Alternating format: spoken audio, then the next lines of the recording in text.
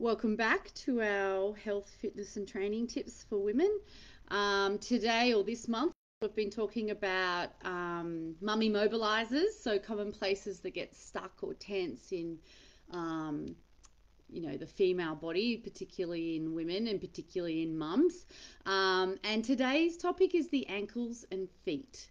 So, just to set some background, we have almost a quarter of all bones and joints in our entire body in our feet. And each foot is made up of 26 bones, 30 joints, and more than 200 muscles, tendons, and ligaments. So in Australia, many of our clients, male or female, have spent their lifetime with their feet sort of bundled up in shoes. And the consequences are kind of hard to quantify, but I want you to consider this analogy. If I were to put my perfectly healthy arm in a plaster cast and wear it across my body, so don't use it for 6 weeks, would my arm get stronger or weaker? And it's not the same as a plaster cast, but shoes kind of behave the same way depending on the shoe, in that they hold the foot together and they immobilize it, and then we call it support. Now, it's true, a plaster cast supports your arm when you've broken it, but ultimately the muscles and the mobility of that arm will degenerate the longer you're in that cast. So we need to train our feet. Now, what we do know about shoe wearing versus not shoe wearing is that habitual shoe wearers have a flatter foot placement when they walk. So rather than heel toeing, they go boom. They have increased knee flexion on initial contact with the ground. So not only are they hitting the ground with a flatter foot, they're doing it with a straight knee, straighter knee. Walking barefoot allows the foot to spread, and habitual barefoot walkers have wider feet. And then logically, I don't have a reference for this, but I would imagine a foot that can spread more is more shock absorbent than a rigid, non-spready foot. Barefoot walkers tend to have a shorter and faster stride because they're not reaching with their heels or their whole foot. They're sort of forefoot landing. Barefoot walkers have lower plantar fascia pressures, and shoe wearers have higher plantar pressures. And footwear changes the way we walk, for better or for worse, just different. We're not sure.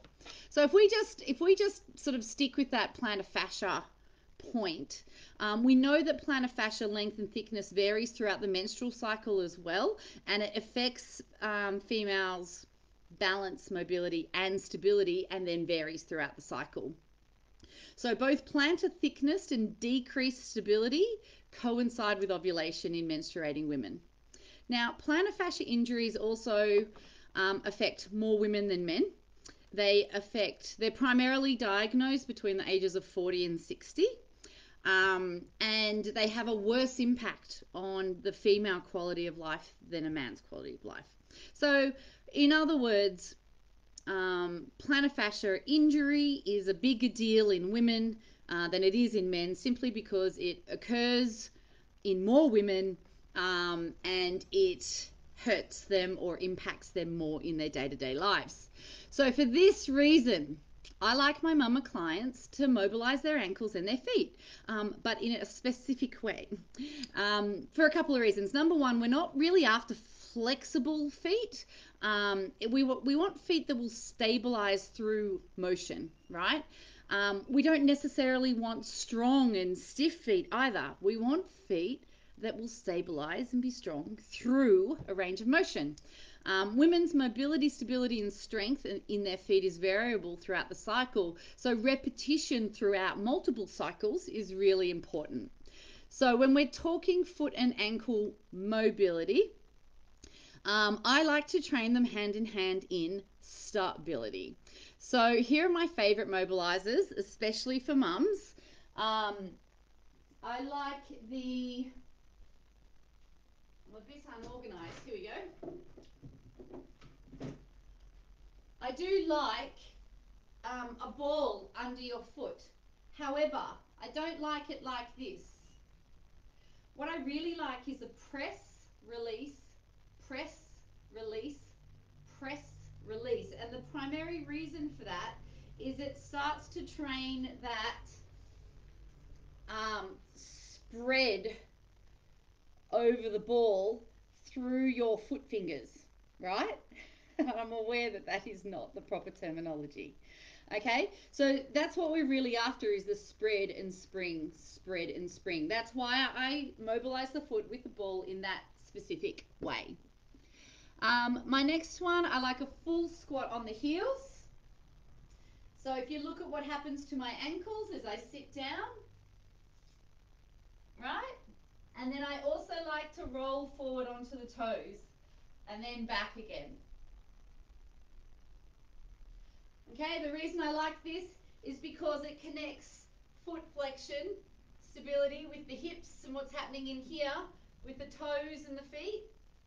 And then when you get really talented at this, you can go one leg at a time.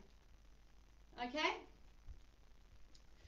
My next one, I like the alternating Turkish lunge with a curtsy. Let me show you. So the Turkish lunge is this sort of sideways squat. Just watch what happens to my stabilizing foot when I do these. See the angle here? And then see the angle change as I go here. So you notice I move into it, I move out of it. I'm balancing and I'm training my stability through a range of motion, mobilizing the ankle at the same time. So that one's a left to right. I also like forward and back, and a lot of us wouldn't consider a lunge as mobility, but again, watch what happens to my ankle as I move through these ranges.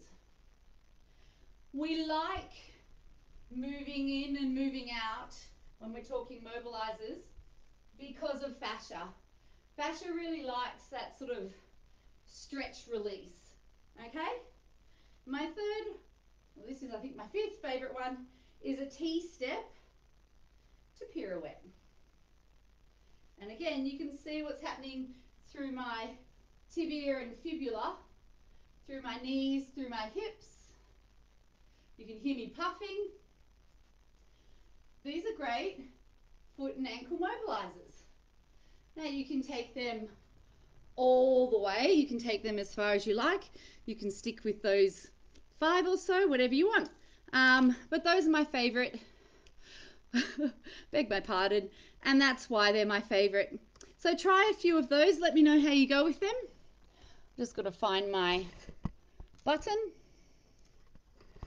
And if you have any questions, continue messaging me. That's fine. And I will see you next week.